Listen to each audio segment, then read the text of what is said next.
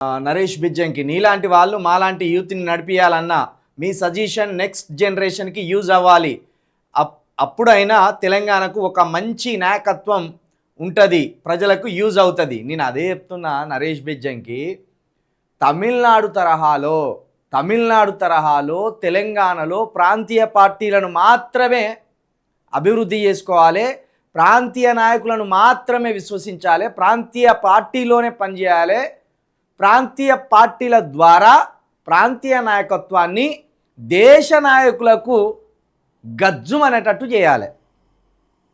ఎవడో ఉత్తరాది లీడర్ అత్తడు వాని సంస్కృతిని, వాని సాంప్రదాయాలను, వాని భాషను, వాని ఆహారపు అలవాట్లను మన నెత్తి మీద రుద్ది మనతోటి బలవంతంగా చెప్పించి వాడు జయ అనిపించుకొని పోతాడు. కానీ మన సాంప్రదాయాలను, మన రాష్ట్ర గౌరవాన్ని, మన పండుగలను, మన పబ్బాలను దేశ స్థాయిలో ఎందుకు వినిపించేలా చేయకూడదు? ఈ 29 రాష్ట్రాల్లో కొన్ని ప్రత్యేకమైన సంస్థానాలు ఉన్నాయి, స్వతంత్రానికి పూర్వం కూడా.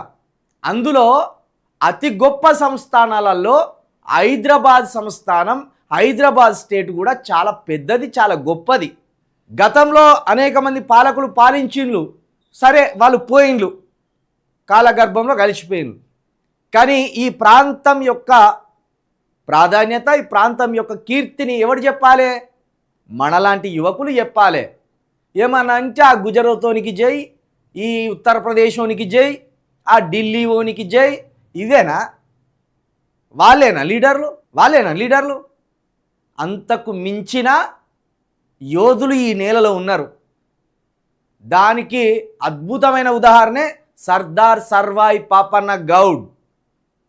ఢిల్లీని గజ్జున వణికిచ్చిండు, ఎవ్వనికి తలవంచలే. కానీ ఇక్కడ మన సన్యాసులు ఏం చేస్తాళ్ళు? ఓడు ఉత్తరప్రదేశోనికి జే అంటాడు, ఓడు గుజరాతోనికి జే అంటాడు, ఓడు ఢిల్లీ ఓనికి జే అంటాడు. అది మానుకొని మన రాష్ట్రంలో మన ప్రజల అభివృద్ధి కోసం, మన ప్రాంత బలోపేతం కోసం, మన రాష్ట్రంలో మన ఎస్సీ బీసీ ఎస్టీల ఐక్యత కోసం, వాళ్ళ అధికార ప్రాతినిధ్యం కోసం కొట్లాడాలి ఎప్పటికప్పటికి.